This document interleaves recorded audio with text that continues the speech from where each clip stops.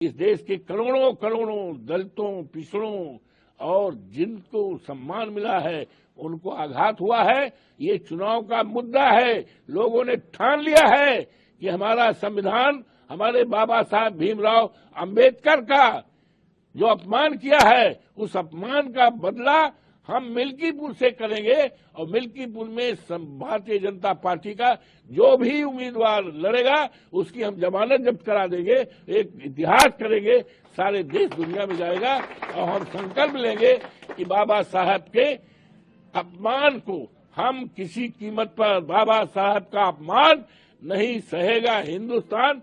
इसको सामने रखकर हम इनकी जमानत जब्त करेंगे। एक नया इतिहास, जिस तरह से अवधेश प्रसाद को अयोध्या जनपद की लोकसभा फैजाबाद की सीट जिता करके सारे देश और दुनिया में हमने इतिहास और चर्चा बनाया है, उसी तरह से अजीत प्रसाद जो समाजवादी पार्टी का उम्मीदवार है, इंडिया गठबंधन का उम्मीदवार है, पीडीआई का उम्मीदवार है, उसको इतने वोट से जिताएंगे सारे देश और दुनिया में चर्चा होगी, सम्मान होगी।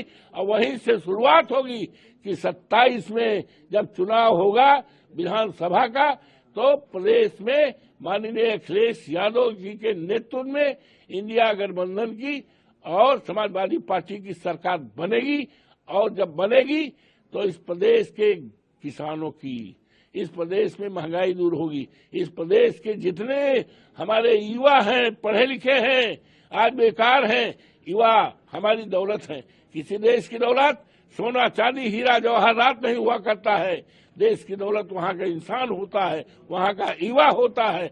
आज युवा पढ़ लिख करके बड़ी बड़ी डिग्रियां लेकर के डिग्रियां जलाने पे सोचता है, आत्महत्या पे सोचता है। ये हमारे लिए चिंता का विषय है। और जब सरकार बनेगी तो इन नौजवानों को हमारी सरकार नौकरी देगी। इनकी सरकार में, बाबा में तो परचवल लीक हो जाता है।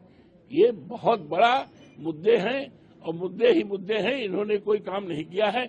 इसीलिए जो आपने कहा ना अभी कि 7 मंत्री आए, अरे भाई 7 मंत्री आए तो वही से अंदाजा लगा लियो कि डर में है, दहशत में है। इनका सबका जानकारी हो गए भाई कि यहाँ पर भारतीय जनता पार्टी समाप्त प्राय है और समाजवादी पार्टी का उम्मीदवार, इंडिया गठबंधन का उम्मीदवार। और हमें सारे कार्यकर्ता जितने हैं, सारे जितने नेता हैं समाजवादी पार्टी के और कांग्रेस के, सब लोग एक राय होकर एक मन बना करके पूरी तरह से चुनाव लगे हैं। चुनाव बहुत अच्छा होगा और ये चुनाव इतिहास बनाएगा देश दुनिया में।